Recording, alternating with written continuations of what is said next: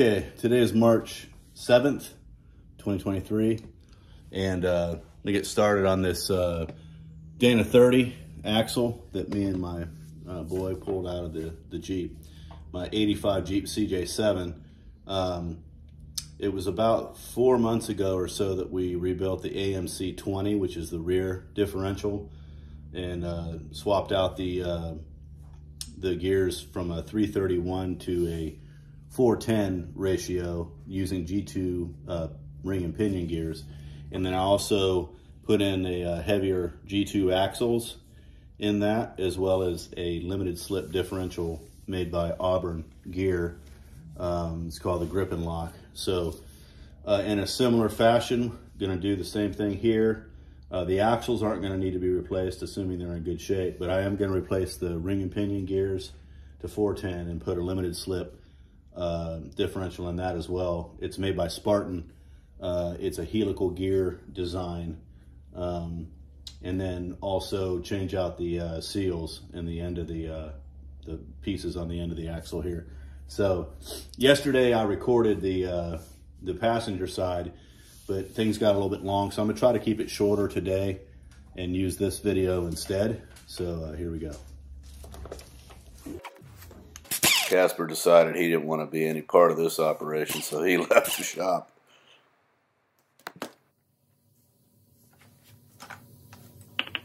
Okay, there is a small clip on the end of this.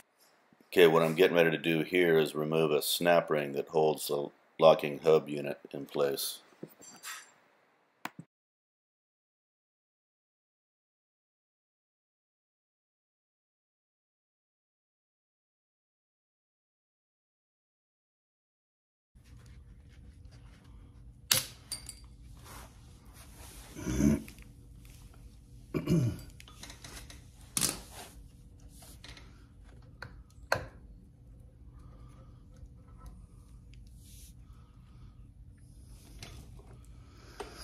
Okay, there's that. So that's the locking hub portion.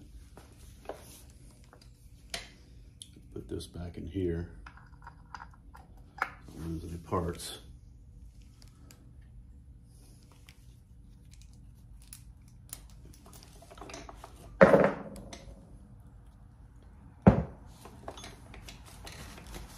Next thing to come off is a jam nut.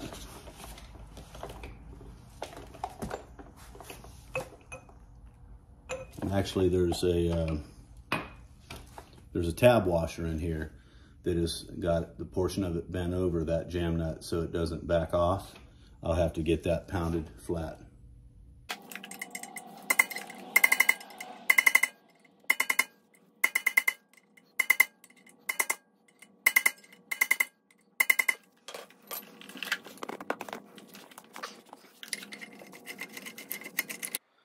After flattening out the tab washer, the nut will turn off, and then behind that is going to be another nut that is the bearing preload nut that has to come off, and that's what I'm doing here.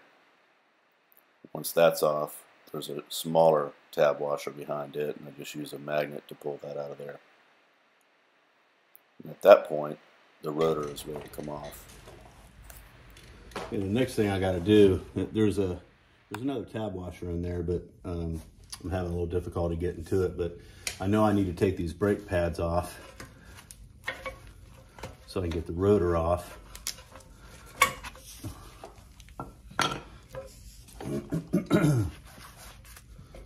So that tab washer should come with it.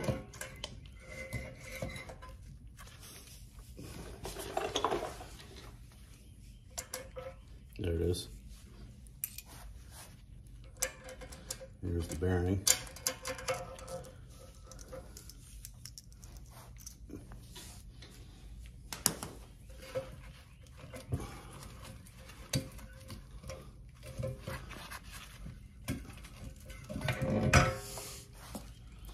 And there's the rotor.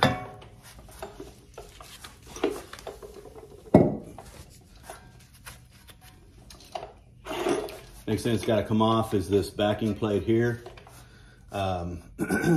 And what I think I'm going to do The other side was a bare, but I'm gonna make hopefully shorter order of it. Take these nuts off, and I'm gonna pull it out as one unit. Almost dumped my camera right there.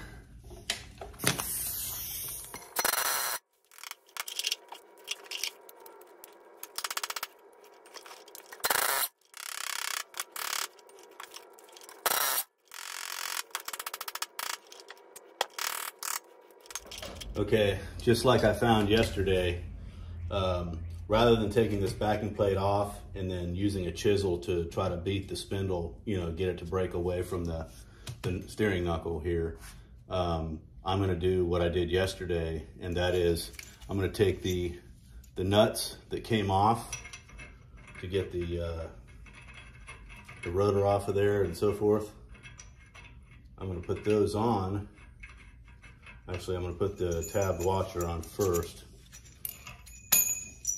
Tab washer has a little, you can see that tab right there. There's a groove in the spindle that sits inside of. So I'm gonna put that on there first. I'm gonna put these two nuts on, and I'm gonna use a bearing puller to get this off.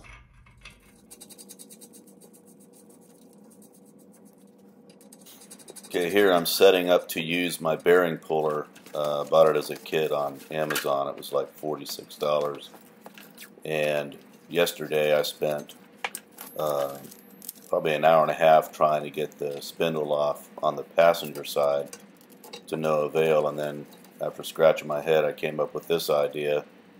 Put both of those nuts on there just to make sure I've got plenty of pulling power from those being threaded onto the shaft. So I'm setting up the bearing puller now, and I'm going to use the center pin that pushes in on the axle to pull the spindle away from the steering knuckle.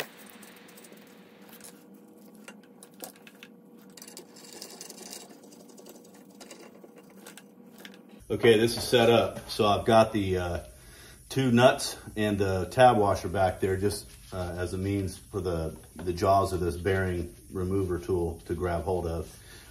Also, I taped off the journal surface of the spindle so I don't, booger it up, because that needs to remain nice and smooth.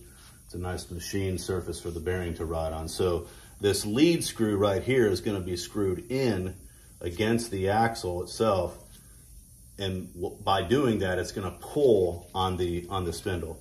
So here we go. Okay, much to my chagrin here, this bearing puller is not working quite as well as it did yesterday. So I ended up using a combination of heat and PB blaster plus the puller to get this thing off. Okay, that didn't work like I thought. Gotta do a little more preparation for it. My guess is that this thing has been on here probably the Jeep's entire life, which would be 85, it's 2020, about 38 years. So this is really, really stuck on there. What I'm gonna do now is I'm gonna hit it with some PB Blast and then let that soak in a little bit, and then hit it with some heat.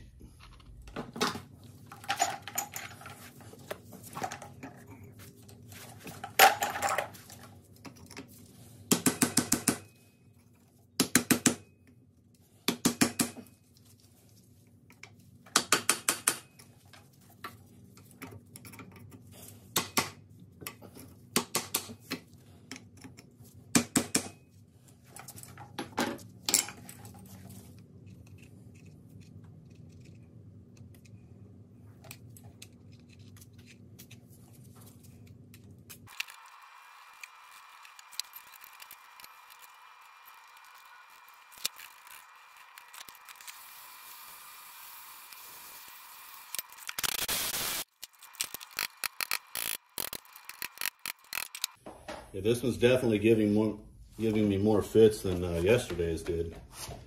But I can see a little bit of daylight in there. So if we can only get this chisel back behind there.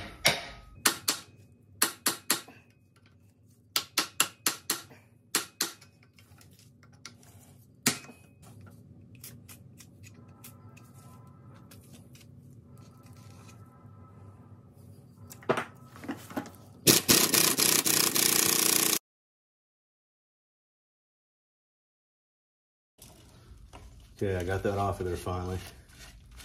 Get these nuts off here. Actually, I can leave those on there.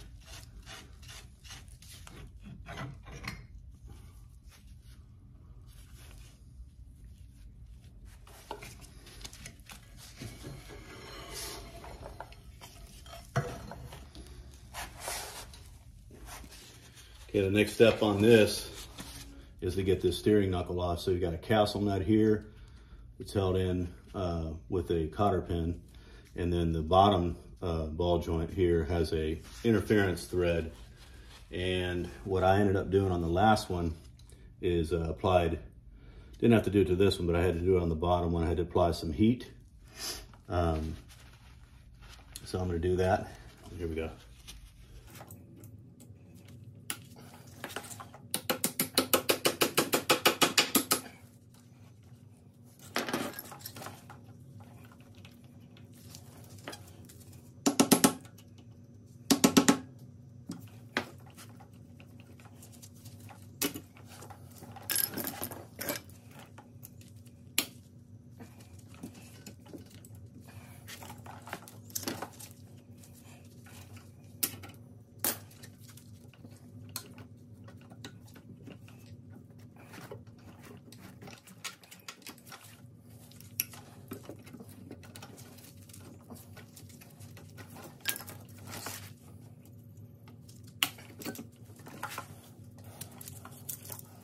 Okay, I've applied some heat to that lower ball joint nut, which, like I said, is an interference nut. And what I'm going to use here, it's a 1 1/8 inch nut. I've got a universal joint on here, 1/2 inch drive. And I'm going to put it on there, try to keep from burning myself. And try to get this off of there the same way I did yesterday.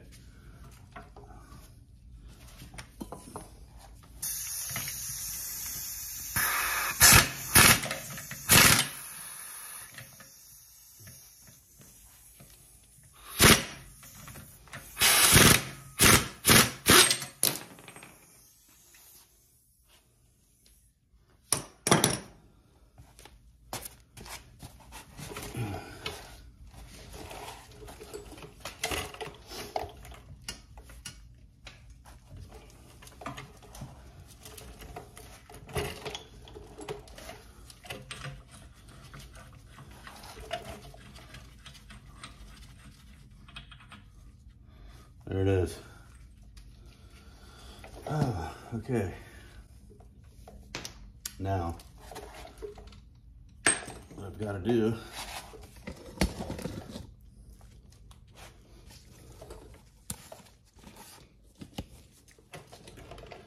is pop this up here so that that comes loose, and then I'll be able to take the whole thing out of there.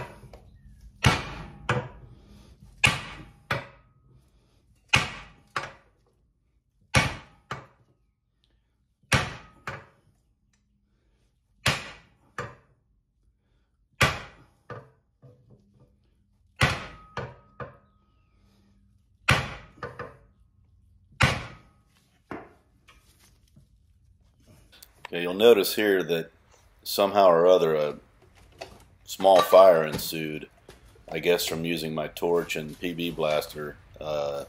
Inadvertently caught a rag on fire. I had to quickly go put that out.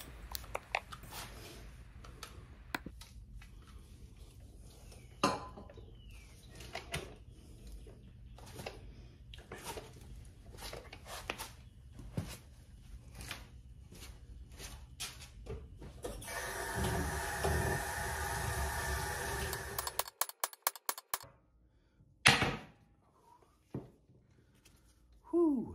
There it is. Okay. So, I don't know for sure, but if I were to guess, I'd say these are the original ball joints. Although, that would mean, I mean, they seem to be in pretty decent shape, actually.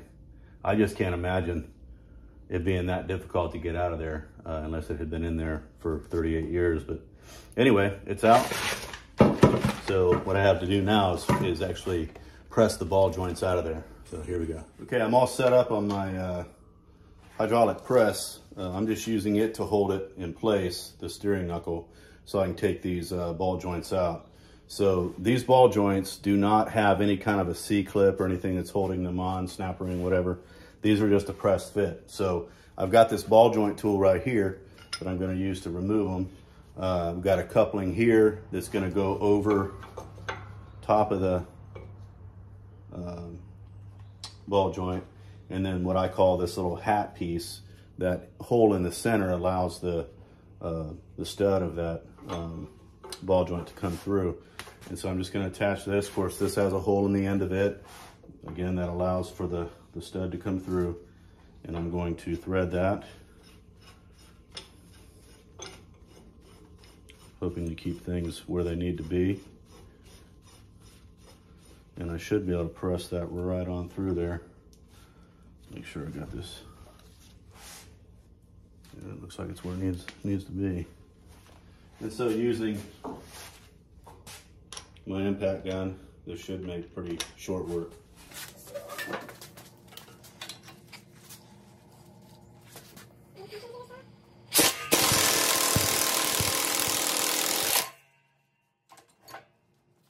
All right, here's that one.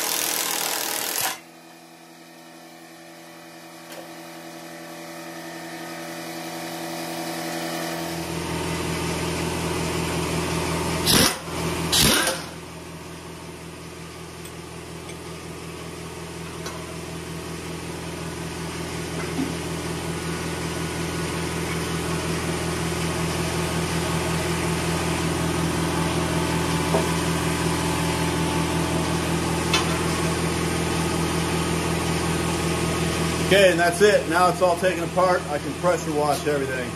Actually, before I do that, I'm going to pull the ring and pinion out of the differential.